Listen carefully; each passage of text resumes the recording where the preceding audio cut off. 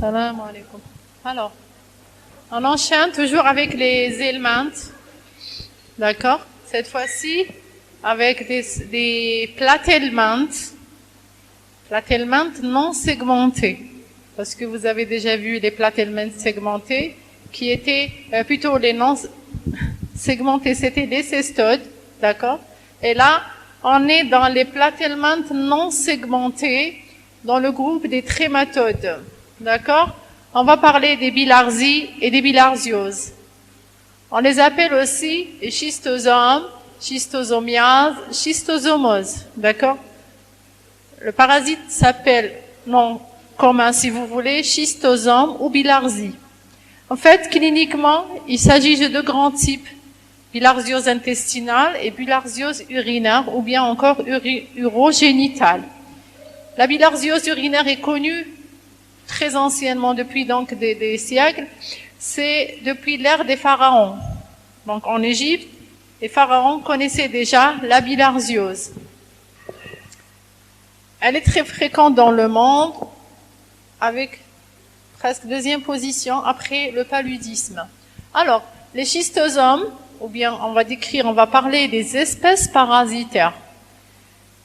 D'abord, ce sont des helminthiases, donc dues à des trématodes. Les trématodes, on a dit, c'est les cestodes non segmentés.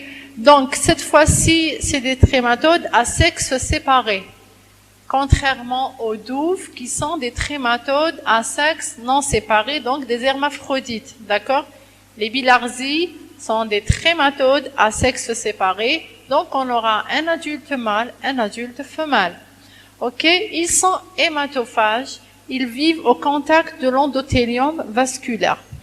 Donc, c'est des parasites hématophages. Pour les espèces, on a 1, 2, 3, 4, 5, 6 espaces. En fait, il y a le schistosoma hématobium responsable de la bilharziose urogénitale. C'est la seule espèce qui existe en Algérie. Puis, schistosoma mansoni responsable d'une bilharziose intestinale, intercalatum guineensis qui sont indifférenciables morphologiquement et qui sont des agents de bilharziose rectale. Enfin, le Japonicum mekonji qui sont des espèces strictement asiatiques à l'origine de bilharziose qu'on appelle artério-veineuse. En fait, ils peuvent aller presque n'importe où dans l'organisme, principalement pulmonaire. D'accord? Donc, des espaces et des tableaux cliniques ou bien des localisations différentes. En fait, pourquoi? Parce que, tout simplement, chaque espèce se caractérise par ce qu'on appelle un tropisme préférentiel dans le système circulatoire. Donc, elle a un siège sélectif, préférentiel, mais non exclusif. Non exclusif, c'est-à-dire que le parasite, il peut être retrouvé, dans un autre endroit autre que son site préférentiel. D'accord? C'est vrai. L'hématobiome, il doit être dans un plexus vésical, mais il peut être retrouvé ailleurs. Deuxième spécificité, c'est que soit c'est une espèce anthropophile stricte, comme le cas de l'hématobiome, soit c'est des espèces zoophiles. Donc elles peuvent atteindre soit l'homme, soit l'animal. D'accord? Donc on insiste bien que l'espèce hématobiome qui est retrouvée en Algérie est une espèce strictement humaine. Donc elle donne une parasitose humaine. La répartition géographique également, elle est différente pour les espèces. Il y a des pays où coexistent la plupart des espèces et d'autres pays où peut exister une seule, deux ou autre. D'accord? Enfin, la pathogénicité clinique, elle peut être plus ou moins marquée selon les espèces. En fait, les espèces zoophiles sont en général plus pathogènes qu'une espèce anthropophile. D'accord? Très bien. Donc, finalement, on va commencer à décrire nos parasites. On a les bilharzies ou les schistosomes adultes. En fait, ils vivent en couple en général. Donc, ils sont en couple. On a un adulte mâle et un adulte femelle. Mâle, femelle. Là, c'est l'extrémité antérieure d'un adulte. J'ai bien dit d'un adulte, qu'il soit mâle ou femelle, parce qu'ils sont indifférenciables En fait, il y a deux ventouses. Donc deux ventouses, une qui est orale, c'est pour donc l'alimentation, si vous voulez, c'est l'œsophage, elle joue le rôle d'un œsophage. La deuxième ventouse, elle est ventrale, c'est pour la fixation, la copulation. Alors, ici, regardez, j'ai écrit couple de schistosomes, c'est-à-dire morphologiquement, je ne vais pas différencier schistosoma hématobium pour les adultes, de Manzoni, de l'intercalatum. En fait, il y a quelques différences dans la taille, dans les nombres, par exemple, de testicules, la disposition, etc. D'accord? Donc, finalement, on va dire tout simplement couple de schistosomes. Je ne suis pas obligée de dire couple de schistosoma hématobium ou schistosoma. D'accord? Ça, c'est la première remarque. Bon, pour la deuxième remarque, après les ventouses, il y a toujours un dimorphisme sexuel, c'est-à-dire que la femelle est toujours un peu plus longue que le mâle. En fait, elle fait environ 2 mm et demi avec des différences entre les espaces, contre 1 mm et demi pour le mâle. La femelle, elle est plus grêle, on dit qu'elle est filiforme. Donc attention, on est dans chez les vers plats, on n'est pas dans les helminthes, ok? Donc elle est filiforme, elle est grêle et aplatie. Le mâle, en plus, il est aplati. Qu'est-ce qu'il fait? Il se replie sur les bords latéraux, d'accord? Il est replié pour constituer ce qu'on appelle le canal gynécophore où la femelle va se loger.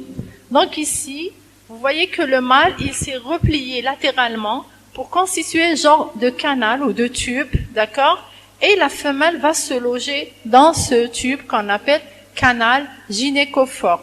Parce que en fait, ils vont se déplacer en couple, d'accord? Ils vont migrer en couple, ensemble.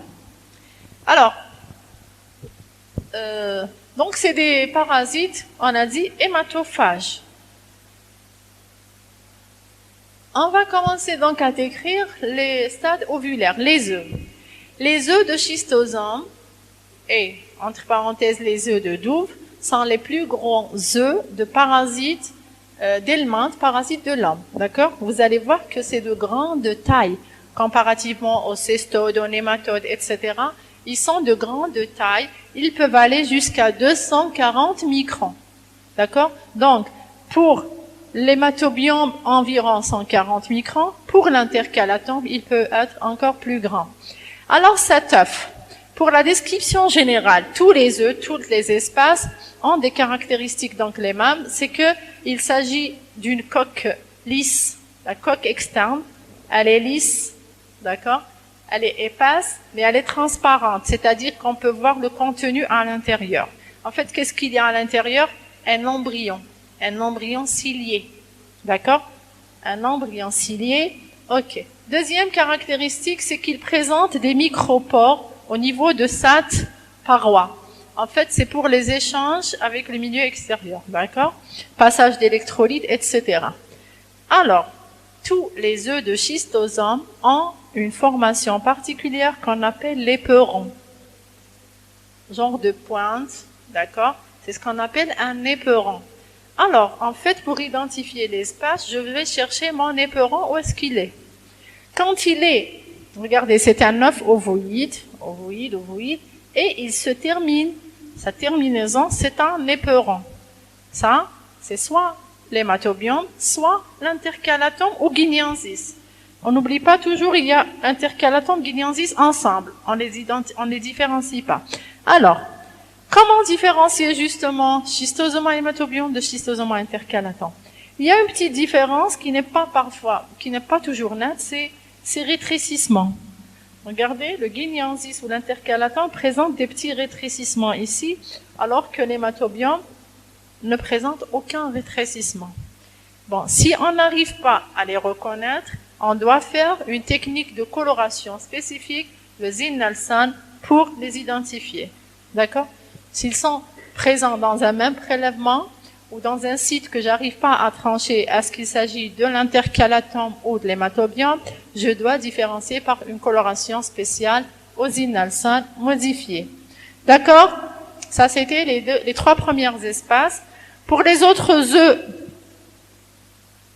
donc, le Manzoni, le schistosoma Manzoni, c'est un œuf, Donc, les mêmes caractéristiques, paroi externe, épaisse, lisse, transparente. On peut voir l'embryon à l'intérieur.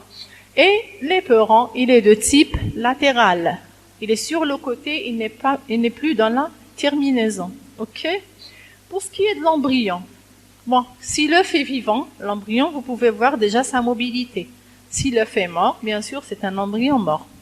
Reste le Mekonji japonicum, qui sont des espèces asiatiques. Alors l'œuf là, il est différent, il n'est plus ovoïde, il est beaucoup plus arrondi. Quand je dis arrondi, donc je peux pas localiser mon éperon latéral terminal, d'accord? Bon, il existe un éperon, tout simplement, il faut le chercher, et en plus cet éperon est rarement visible. Donc il faut vraiment insister sur la lame porte-objet, il faut faire des petits mouvements sur la lame pour ainsi faire bouger l'œuf. Quand vous le faites bouger, à un certain moment, peut-être vous trouverez votre éperon. D'accord? Mais déjà, dans un pays d'endémie, un œuf arrondi, avec un embryon cilié à l'intérieur, avec une symptomatologie égale schistosoma. D'accord? Donc pour la description des œufs, il est très important de les reconnaître justement pour trancher de quoi il s'agit, de quelle pathologie il s'agit. Bon, ici c'est juste un tableau récapitulatif pour vous dire que les œufs sont de grande taille, très grands. Les autres morphologies qu'on peut trouver, donc c'est les différents stades. Ici c'est cet embryon cilié. D'accord? En fait, l'embryon cilié, on va l'appeler le miracidium. À un certain moment, il va se libérer de sa coque externe. Un autre stade, c'est un stade larvaire.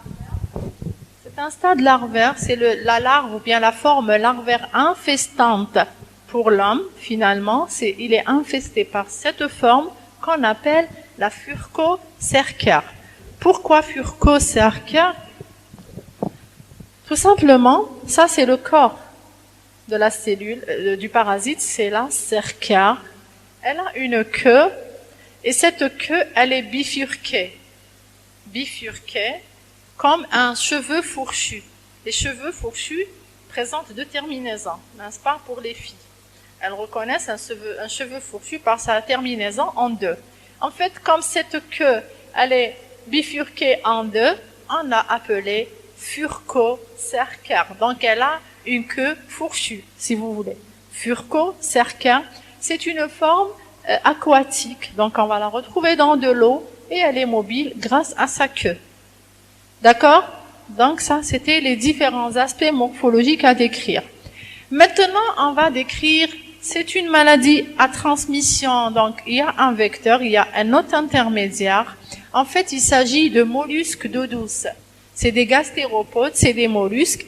Et justement, pour les espèces, une différence peut-être que j'ai pas citée ou j'ai pas lu, c'est que c'est pas le même mollusque qui va transmettre les différentes espèces.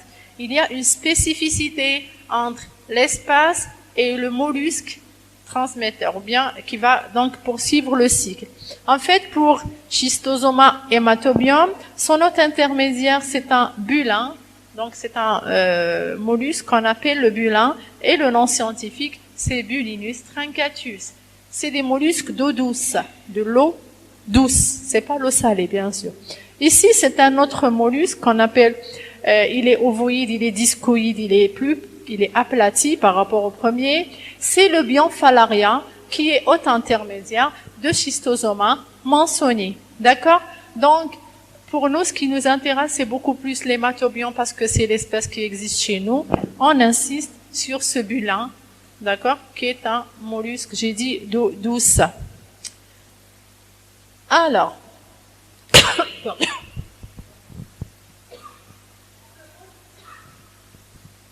pour le mode de contamination, on est contaminé par voie transcutanée lors de bains dans une eau douce, d'accord, c'est pas l'eau de mer. Donc, on se baigne dans un barrage, dans un lac, rivière, on risque d'être infesté par ce parasite qui est le schistosome, d'accord. Donc, finalement, là où l'homme se déplace, là où il y a les collections d'eau, les nouveaux barrages, etc., il y a de nouveaux foyers de la parasitose. Il suffit qu'il y ait du bulin qu'il y ait un malade qui se déplace et on a la formation d'un nouveau foyer. Vous comprenez? Pour créer un foyer pour la parasitose, il suffit d'un malade et d'un autre intermédiaire avec les conditions qui sont l'eau douce. Donc, rôle de l'homme dans la persistance et le développement de nouveaux foyers. Alors, c'est pas seulement la baignade, c'est aussi les travaux ménagers. Comme on a vu, il y a des femmes qui lavent le linge, la vaisselle, etc. dans l'eau. Donc, une fois vous trempez les mains dans cette eau, vous êtes suspect d'attraper le parasite. Il va traverser tout simplement votre peau. La condition, c'est que on dit que c'est pas juste au contact de l'eau vous êtes parasité. La peau doit être préparée en quelque sorte. Donc, c'est après environ 10 minutes peut-être de baignade ou de contact qu'on sera infesté. C'est pas rapidement, sauf si bien sûr la peau elle est fragilisée, etc. Alors, pour notre cycle évolutif, on est infesté ici, c'est pas la voie orale, c'est transcute, c'est souvent les membres inférieurs, les membres sup, mais ça peut être n'importe où dans le corps. Donc, à travers la peau, il y a cette furcocercaire, j'ai dit, c'est la forme infestante. Alors, la furcocercaire, comment elle pénètre? Elle pénètre seulement par la partie parasitaire, c'est-à-dire elle va perdre sa queue. D'accord? Elle va laisser la queue, elle va la laisser en extérieur, elle s'en débarrasse, et elle prend le nom de schistosomule. D'accord? Donc la cercaire, elle va prendre le nom de schistosomule. À partir du point de pénétration cutanée, la schistosomule, elle va commencer à migrer à travers la circulation sanguine. Donc, elle va aller jusqu'au poumon. Elle va, donc, en même temps, elle subit une maturité. D'accord? Elle migre, et à chaque fois, elle subit une maturité. Finalement, elle va revenir avec la circulation sanguine et se localiser où? Dans le foie. D'accord? Donc, la schistosomule qui a fait une migration sanguine, elle va revenir dans le foie. Quel que soit l'espace, tous les adultes se retrouvent ici. Ils sont matures à cet endroit. Donc, il y a environ 6 semaines après, on a dans le foie des adultes matures. Qu'est-ce qui se passe? Là, les adultes, ils doivent chercher leur site sélectif. Si c'est un hématobiome, il va chercher un plexus vésical ici, d'accord? Ça, c'est l'hématobiome, c'est le siège. Ils sont artério-veineux, d'accord? Ils sont au contact de l'endothélium. Donc, c'est pour ça, ils vont migrer. Parce que là, la circulation, elle remonte, n'est-ce pas? Vers la veine. Comment ils vont descendre? Et c'est pour ça, ils seront contre le courant sanguin, donc ils vont agir à deux, si vous voulez, ils se renforcent. Alors ce couple, il va migrer. Si c'est un hématobiome, il va chercher cette localisation. Le Manzoni, c'est en général ici. Le rectal ou l'intercalatum, c'est ici. D'accord? Chacun va chercher son site préférentiel qu'on a non exclusif, c'est-à-dire il peut se tromper. Ok. Si on est ici, on a un couple d'hématobiomes, d'accord? À un certain moment, il y a la fécondation, accouplement, et la femelle, elle quitte le mâle, elle va aller seule pour pondre. Elle va pondre des œufs ici, dans la paroi externe. Donc, elle va pondre les œufs. Qu'est-ce qui se passe? Les œufs qui étaient non embryonnés traversent, donc ils quittent le courant circulatoire, si vous voulez, l'endothélium, pour aller où? Dans la vessie. Ils traversent la paroi vésicale, ils retombent où? Dans les urines. On a des œufs dans les urines. L'embryonnement se fait dans les urines, donc à la pente non embryonnée, puis là, il y a l'embryonnement, et en fait, le résultat c'est quoi? C'est des œufs dans les urines, œufs d'hématobiome. Pour les autres espaces, si c'est le Manzoni, l'intercalatum, les guignensis, au lieu d'aller vers la vessie, ils iront vers le rectum qui est juste en derrière, d'accord? Ils seront donc éliminés où? Dans les selles. Ok? Donc finalement, c'est pour ça on a dit que nos espaces, elles vont aller différemment et être éliminés dans différentes voies, ou par différentes voies. L'hématobiome, c'est dans les urines. Les trois autres, le guignensis, l'intercalatum et le Manzoni, c'est dans les selles.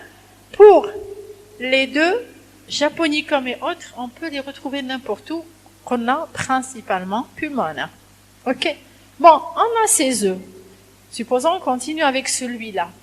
Maintenant, pour poursuivre son cycle, cet œuf doit trouver une eau. Donc, un milieu aquatique, une eau douce. Qu'est-ce qu'il fait? Une fois il est dans cette eau, avec une bonne température, une bonne oxygénation, il va rompre sa paroi, il va devenir miracidium. Il a des cils, il va nager. D'accord? Il va nager, qu'est-ce qu'il cherche? Il cherche un hôte intermédiaire sélectif. Pour le bulin, donc l'hématobiome, ça sera un bulin. Ok? Il va le pénétrer et le parasiter. Heureusement, ici, la durée de vie, elle est limitée. En général, c'est maximum 48 heures. S'il ne trouve pas son bulin, l'embryon, il va mourir, le miracidium. Ok, supposons il a trouvé le bulin. Qu'est-ce qu'il va faire? Il va se développer dans l'hépatopancréas du bulin sous forme de ce qu'on appelle les sporocystes, d'accord?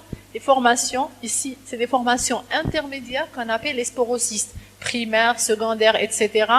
Jusqu'à ce qu'il y ait, la finalité c'est quoi? C'est la furcocercare.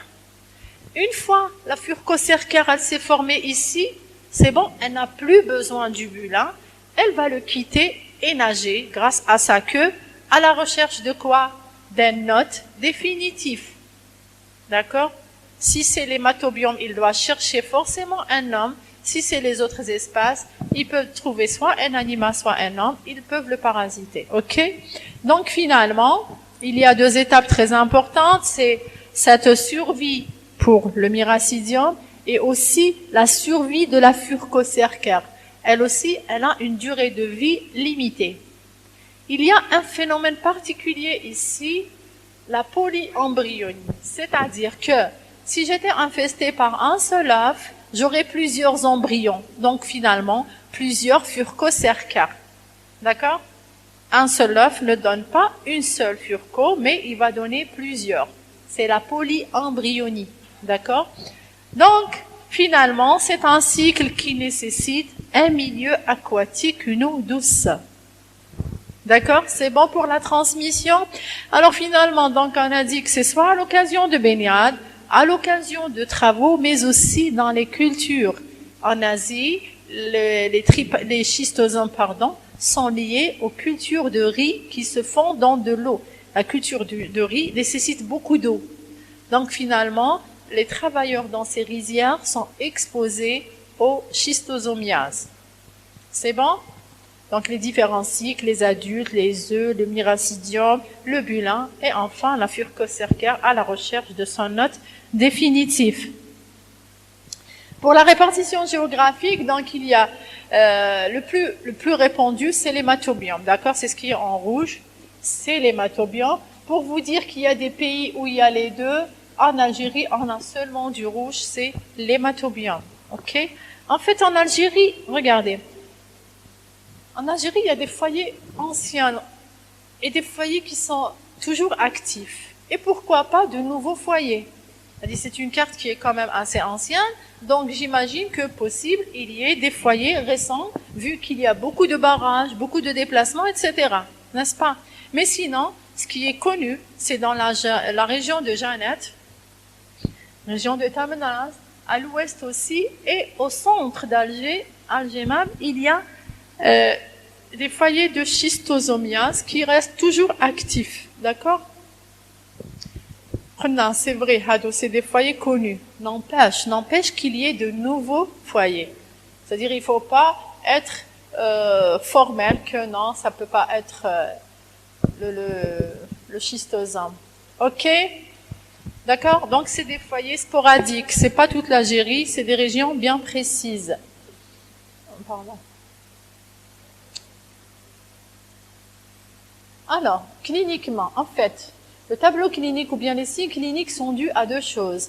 Aux adultes, qui passent d'abord par le foie et qui vont donner à la finalité des signes hépatiques, une pathologie hépatique allant jusqu'à l'hypertension portale, jusqu'à la fibrose hépatique. Donc, quel que soit l'espace. Pour les autres, c'est fonction de l'espace, d'accord? On aura une symptomatologie urinaire ou intestinale, rectale, etc. Et ils dépendent, en fait, ils sont liés à quoi? Au granulome bilharzien. En fait, les œufs, quand ils sont pondus, ils peuvent être en grand nombre et certains sont bloqués avant même de passer dans la vessie. Et tout corps étranger, ça fait une réaction inflammatoire égale à ce qu'on appelle le granulome périovulaire autour des œufs. D'accord? C'est pas tous les œufs qui vont réussir à traverser, à quitter la paroi et aller dans les urines. Non. Il y en a qui sont bloqués avant même d'arriver à la paroi. Donc finalement, ces lésions sont dues à cette réaction inflammatoire très importante, d'autant plus que la durée de vie des adultes, elle peut aller jusqu'à 20 ans, etc. Donc j'imagine un foie où il y a des adultes qui sont restés bloqués ou quelque chose comme ça, ça fait quand même une fibrose à la langue. D'accord? Donc il faut chercher le foie toujours associé à la localisation, donc selon les espaces. Alors, si je prends mon hématobiome, bon, il y a la clinique pour la première phase qui est la phase cutanée, elle est commune à toutes les espèces parce qu'il y a ce passage cutané commun, d'accord? C'est ce qu'on appelle la phase de pénétration. Elle dure environ une dizaine, c'est après environ la baignade, une dizaine de minutes. Vous avez un prurite, un urticaire, ça dépend, jusqu'à des lésions qui peuvent se surinfecter par la suite, d'accord? Donc ça peut être du plus bénin à des tableaux vraiment néfastes. Alors, cette symptomatologie, en général, s'il n'y a pas de surinfection surtout, elle va disparaître spontanément en 1 à 2 jours. Pour donner place donc à la phase d'invasion. La phase d'invasion, c'est des signes généraux. C'est la migration. En Asie, il y a de la fièvre, de la sueur, des arthralgies, des courbatures, des céphalées, mais il peut y avoir toujours des signes allergiques, des urticaires, un œdème, surtout une toux. Une toux, en fait, c'est une toux irritative. C'est dû au passage, d'accord? Une toux, dyspnée, diarrhée et parfois peu de symptômes. Donc, ça dépend finalement de la charge parasitaire. Combien on est infesté et surtout si on est, moi je dis toujours, quand on est dans une zone d'endémie, on est des amis avec le parasite. C'est bon, on se connaît, il connaît nos points faibles, etc. D'accord? Donc c'est une parenthèse, hein, c'est pas... Alors, pour la bilharziose urinaire, une fois dans la phase d'état, qu'est-ce qu'on a? On a un signe majeur, c'est l'hématurie. Donc, c'est le sang dans les urines. Qu'elle soit macroscopique, visible à l'œil nu, ou microscopique, c'est-à-dire vous allez l'observer par les bandelettes ou aussi au microscope. D'accord? Alors, cette hématurie, c'est le signe clé. Mais, elle peut s'associer de dysurie, donc trouble de la miction, pollakiurie, c'est des urines en grande quantité, des brûlures mictionnelles, etc. L'essentiel, il peut y avoir d'autres signes. Le diagnostic différentiel, en fait, on est dans une zone d'endémie de tuberculose. Donc, pour nous, quand il y a hématurie, il faut penser à un BK, tuberculose urinaire, rénale, et aussi, pourquoi pas, les cancers. D'accord? Donc, les BK sont les diagnostics différentiels. Avec des risques de complications qui sont liés à la calcification, à la surinfection, aux sténoses, etc. Donc, on peut aller jusqu'à l'insuffisance rénale. Mais toujours, rechercher cette hématurie. Alors, diagnostic. Étape très importante, l'interrogatoire. Il faut poser la question au malade. Vous habitez où, bien sûr, l'adresse. Est-ce que vous avez habité ailleurs? Où est-ce que vous travaillez? Est-ce que vous avez fait des séjours à Tamanrasset, à Janet, etc. Surtout, bon, entre parenthèses, les gens, les militaires qui se déplacent au sud, etc. Donc, il faut toujours chercher cette notion de déplacement vers les foyers connus, les zones connues. Et bien sûr, on recherche de préférence s'il y a cette notion de bain ou de traversée d'eau douce. Parce que si j'ai pas traversé un lac, une rivière, si je me suis pas baignée, je ne peux pas être infestée dans un milieu sec. C'est l'eau. Il faut un milieu aquatique. Bon, par la suite, on va rechercher dans la phase d'invasion, dans la phase d'état. Dans la phase d'invasion, les œufs ne se sont pas encore formés. Les adultes ne se sont pas encore stabilisés dans leur site sélectif, donc où commence la pente. D'accord? Rien. je ne peux pas voir mon parasite. Donc, il n'y a pas de diagnostic direct. Ce qui me reste, c'est le diagnostic indirect, la sérologie à la recherche donc des anticorps. Là, entre parenthèses, anciennement, il y avait deux techniques qu'on appelle les techniques à antigènes vivants. Antigènes vivants, tout simplement, il y a une technique qui utilise soit la furcocercaire et la deuxième, elle utilise des œufs. Une furcocercaire vivante ou œufs vivants. Qu'est-ce qu'ils font? Ils prennent la furcocercaire, ils la mettent sur une lame d'essentiel et ils rajoutent le sérum. S'il y a des anticorps dans le sérum, ils vont attaquer la furcocercaire, d'accord? Et la réaction devient positive parce que la furcocercaire, elle va mourir. Sinon, vous mettez, donc ils mettent une suspension des œufs vivants, ils rajoutent le sérum, ils observent après un certain temps. Si l'œuf meurt, c'est qu'il a été donc entouré d'anticorps et réaction positive. Alors ces deux techniques, elles ont été abandonnées. C'est vrai, elles sont spécifiques, elles sont fiables. Abandonnées pourquoi? Parce qu'on a besoin d'un matériel antigénique vivant. Beaucoup de furcocercaire, beaucoup d'œufs. Donc c'est le premier inconvénient. La deuxième, je manipule la source d'infection qui est la furcocercaire. Donc le personnel est exposé à faire la parasitose. Il manipule la source. Sinon, donc on va s'orienter par une hyperéosinophilie. D'accord?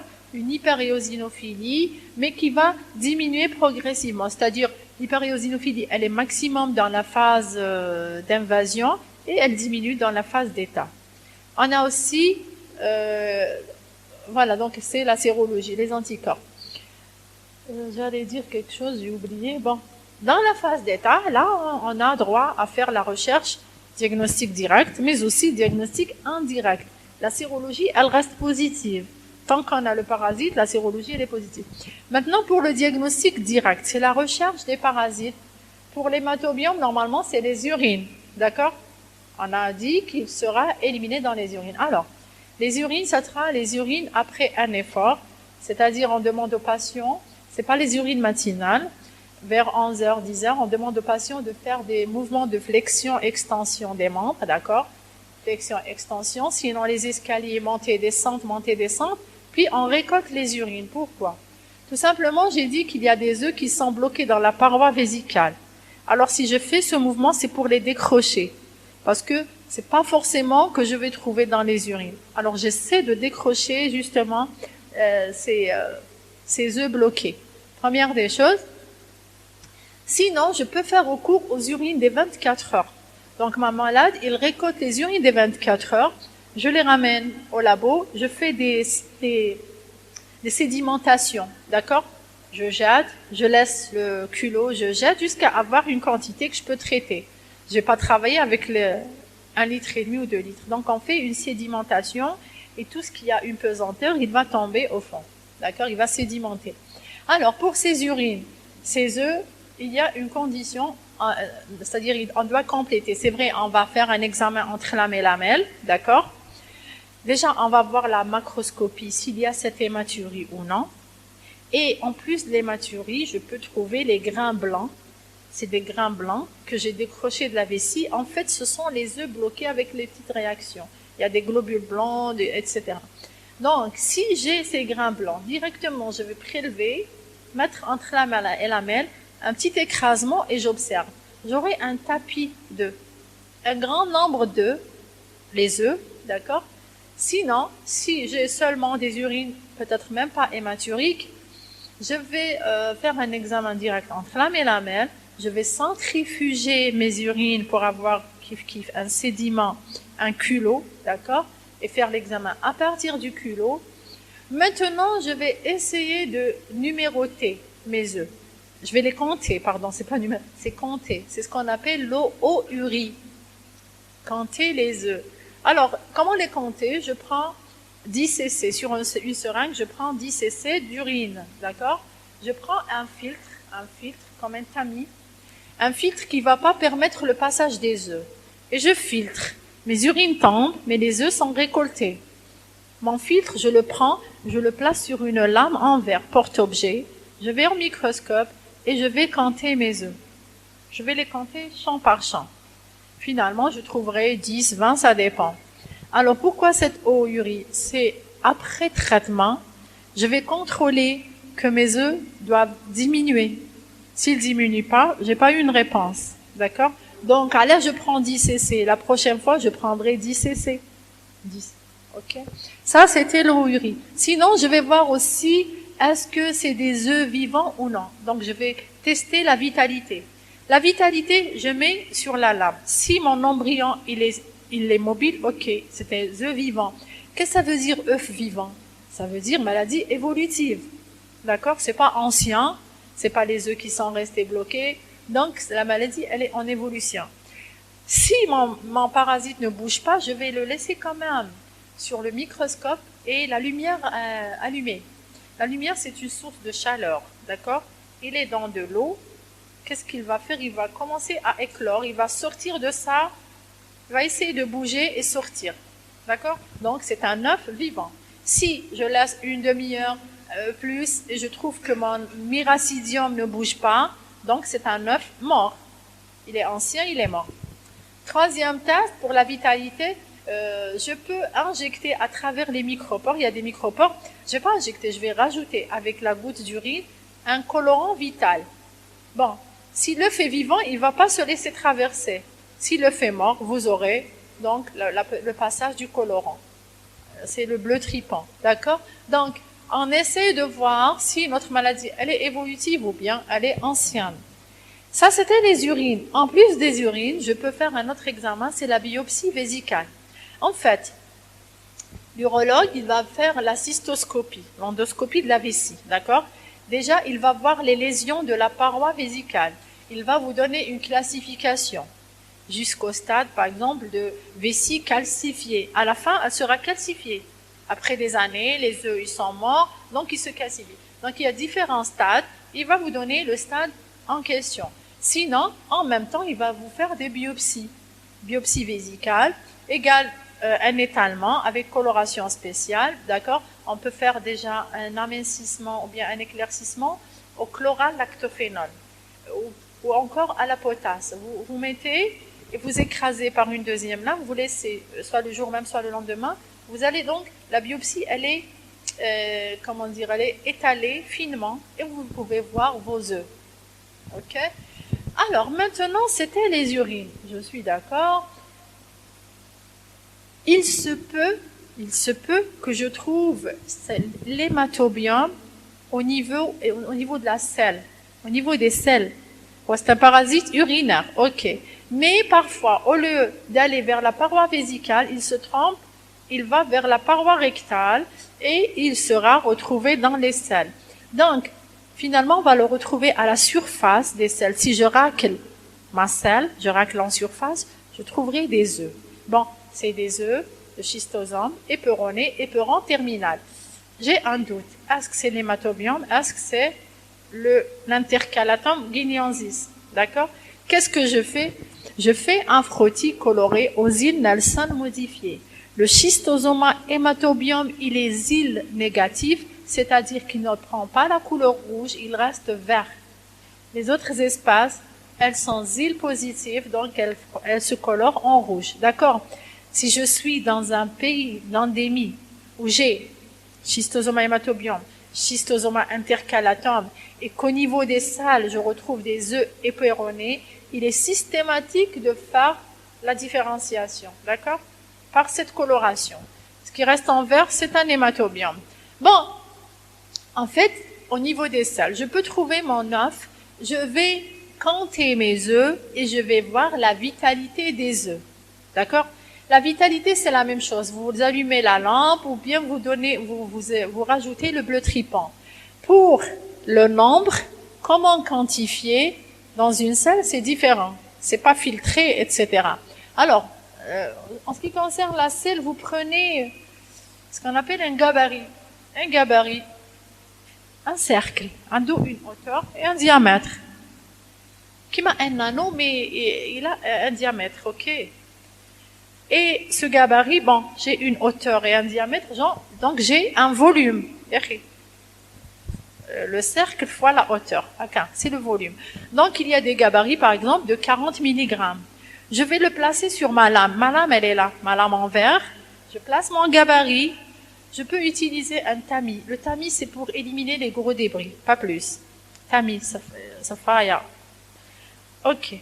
Je vais remplir mon gabarit et je l'enlève. Combien j'ai placé de sel? Je sais quelle est la quantité, d'accord? C'est l'intérêt du gabarit. Je sais combien j'ai pris. Bon, je vais étaler avec... je vais d'abord recouvrir d'une bandelette. C'est ce qu'on appelle la technique de Kato. Hein. Je suis en train de décrire une technique de Kato quantitative, mais qualitative. Quantitative parce que j'ai utilisé mon gabarit. Donc je le remplis, je l'enlève, je couvre du cellophane. C'est du cellophane qui est placé dans un colorant au moins 24 heures à l'avance, un colorant vert. Donc il va, votre lamelle de cellophane va être verdâtre. C'est le vert malachite. Vous placez dessus, vous écrasez avec une feuille de papier pour ne pas salir, bien sûr. C'est bon, j'ai un frottis de sel. C'était une portion, maintenant elle est étalée. Je vais la laisser sur la paillasse environ 30-40 minutes et je vais lire au microscope. Ça va être un étalement fin, une couleur verte donc sur le fond et je vais compter mes œufs. D'accord? C'est une technique quantitative. Si je fais la technique sans utiliser de gabarit, j'ai pas de gabarit, c'est une technique qualitative. Maintenant, j'ai concentré, mais je peux pas compter. Parce que la prochaine fois, au contrôle, après traitement, je dois utiliser le même gabarit. C'est comme les 10 cc d'urine, 40 mg de sel. C'est la même chose. Il faut utiliser le même, si vous voulez, le même volume. Donc ça c'était le diagnostic. Finalement donc j'ai essentiellement les urines mais aussi les sels, les biopsies vésicales et la biopsie rectale également. D'accord? Et on n'oublie pas que même dans la phase d'état, le diagnostic indirect reste positif. La sérologie, les anticorps donc restent présents. Bon, le traitement c'est à base de praziquantel. C'est un traitement, c'est vrai, il est par voie orale, mais il est à usage hospitalier, d'accord? Seulement, actuellement, il y a des résistances au praziquantel. Donc, c'est pour ça, d'où l'intérêt de faire votre contrôle parasitologique, soit direct ou indirect. Donc, les examens directs à la recherche des œufs et pour les quantifier, l'indirect à la recherche des anticorps. OK? Bon, il y a des associations qui sont utilisées par la suite. La prophylaxie, il faut interrompre cette chaîne. Il faut lutter contre les vecteurs qui sont les mollusques. Si vous avez des barrages que vous devez utiliser, etc., vous donnez ce qu'on appelle, vous mettez des molluscicides. Sinon, c'est des vecteurs biologiques. Il y a ce qu'on appelle la lutte biologique. Vous mettez, par exemple, des poissons, etc., qui vont manger justement, qui vont consommer ce mollusque. OK? Donc, soit la lutte biologique ou bien la lutte chimique, les deux sont valables. Et bien sûr, la prophylaxie ou bien la mesure prophylactique clé, ne pas se baigner dans une eau douteuse, une eau aquatique, donc une eau douce, pardon. OK? Il ne faut pas se baigner, il faut éviter les travaux ménagers dans les barrages, dans les lacs, les rivières, etc. Si on est obligé de traverser, on n'a qu'à porter des bottes longues, c'est-à-dire au niveau où la furcocercaire ne peut pas pénétrer. OK? Bon, pour la vaccination, on en a parlé, mais elle n'existe pas apparemment. C'est bon, on a terminé. Vous avez saisi? C'est bon?